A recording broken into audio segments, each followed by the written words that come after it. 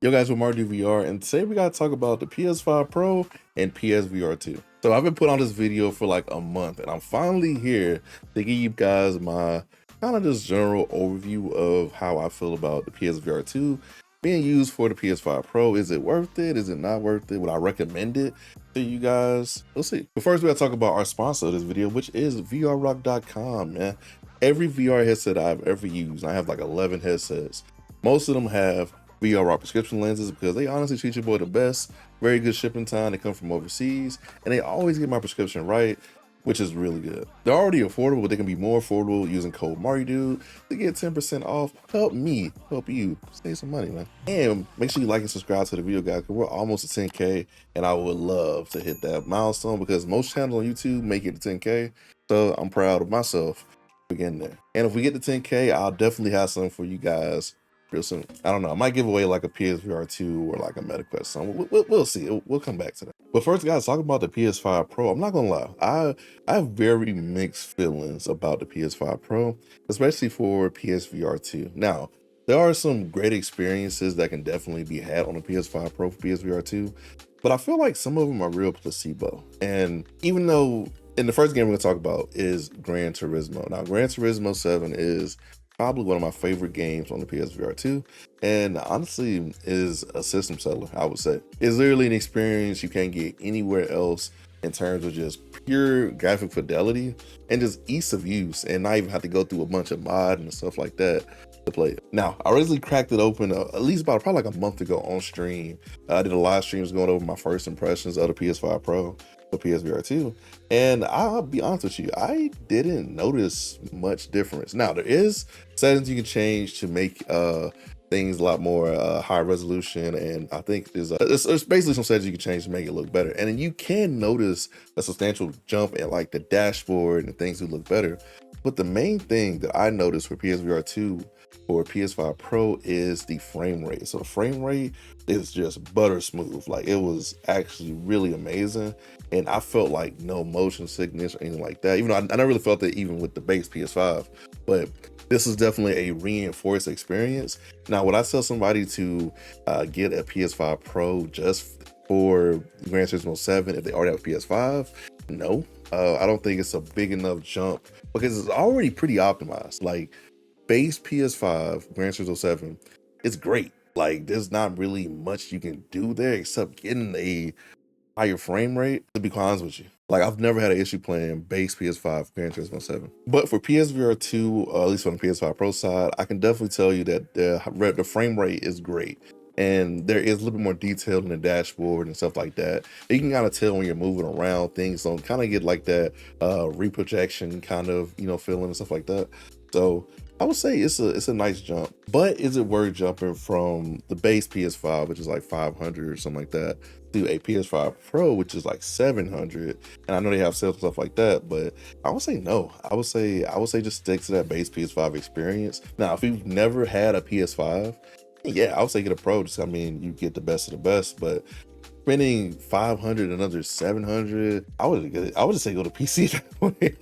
Like a PSVR2, go to PC at that point. I mean, probably get a better racing experience, at least in terms of lack of mirror reprojection, stuff like that, on another platform, to be honest with you guys. Next thing we're gonna talk about is Arcane Age. So Arcane Age is always, and honestly, one of the best games to come out this year for VR, especially with PSVR2. And then that game has a special place in my Marty heart. I actually really enjoy that game, and still need to finish it, but I really enjoy that game. It's a really solid game. It does something that a lot of VR games don't really do on at least the PSVR2. It gives you options for performance. So it has a performance mode and it has a quality mode. And I really respect the devs for doing that, because being a PC guy like myself, I need options for that. Because personally, reprojection makes me so sick and I hate it. But Arcane Age runs like butter on the PSVR2 and is a really great change of pace when it comes to just pure graphic fidelity and having great frame rate on the console. So it's definitely one of those games that you can definitely feel the difference. Another game is Hitman. Now, the base Hitman has PS5 Pro upgrades, but the PSVR2 version does not. Now, I'm not gonna lie, I had a little placebo effect when I was playing it, and it took somebody telling me that the PSVR2 version doesn't have any upgrades for me to realize I was still playing the base PS5 version. But I swear to God, in my head, and I know it's placebo, I feel like a lot of the PS5 Pro kind of upgrades that aren't explicitly, stated, I don't feel like a little bit of placebo. But I generally felt like the frame rate was like better to me on the PS5 Pro. Now I could be wrong, just my experience. Definitely go to the subreddits, go to Discords and ask around, because I'm not the end all be all when it comes to, notice and stuff like that. Another game I tried out was RE4. RE4 is one of my favorite VR games of all time, undefeated on the PSVR2 in terms of just pure horror and fun. It's a great game. Now, I played the PS5 version a while ago, so I beat that a while ago. I've been waiting on it to come to other platforms. I played on VR Treadmill, but I think I'll be waiting forever because Capcom ain't doing it. But the main thing I noticed on Resident Evil 4 was it felt like the frame rate was more consistent. Now, before when I played it, I got a little bit of reprojection and a lot more mirror. Now, I don't know if those two things are connected to, the pure power of the console, but when I am on PC, I can tell you I see way less mirror on my PSVR 2. So I'm gonna say yes for now. But the main thing I noticed was I feel like the frame rate was more consistent. I don't know if, like I said before, it's a placebo or what, but I genuinely felt that way. Now, another game I do have to mention, and this is going to be probably a very debated one, is No Man's Sky. So No Man's Sky is one of my favorite VR games and non-VR games of all time. Best space game to me outside of, games like Mass Effect, stuff like that. But I didn't even play the full Mass Effect, but I got to give respect to those type of series. But space exploration, yeah. No Man's Sky undefeated for me. So when I originally tried this game out on the PS5 Pro, I wasn't impressed. But only reason I wasn't impressed is because I found out that a previous update kind of broke the PSVR 2 version because they added so much stuff, and it does take a while to kind of fix that. Now, personally, when I tried it again off camera, I kind of had the same thing. I'm not gonna lie, the game looked kind of ugly, but the ugly that I'm talking about is more of like popping in texture and stuff like that, and it definitely wasn't like that the whole time. So probably just have to wait for a fix for that.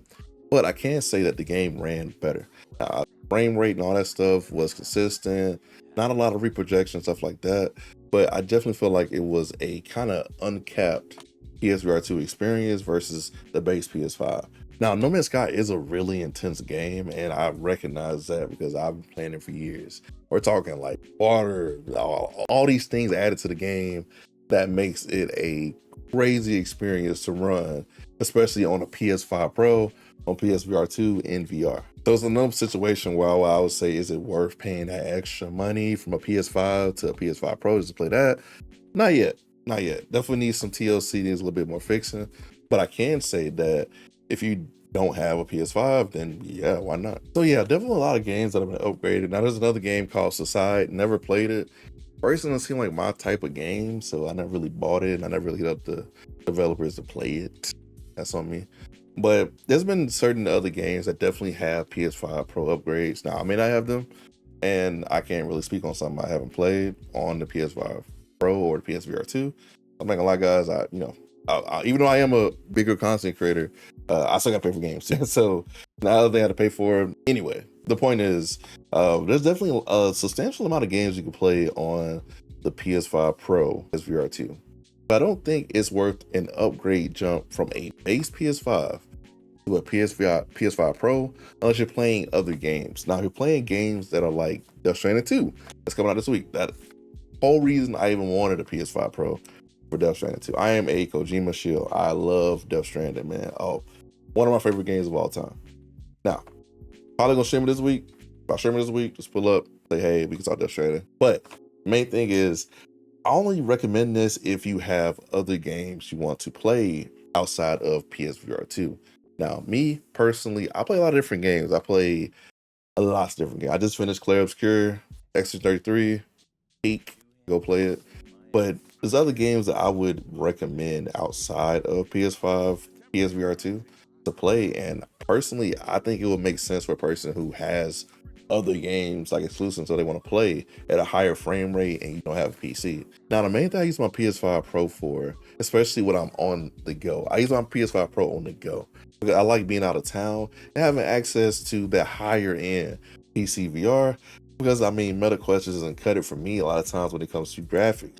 That's why I feel like between where I'm at on PC PS5 Pro is right there in the middle between, you know, obviously the lower end being a Meta Quest being standalone. And something I forgot to mention earlier is I did get a new comfort mod that I didn't even know existed before, like like last week for the PSVR2. So I'm using the Studioform Comfort mod, and it's honestly really great. I'm kind of shocked that I might like it a little bit more than the Global Clutch. I'm not sure yet.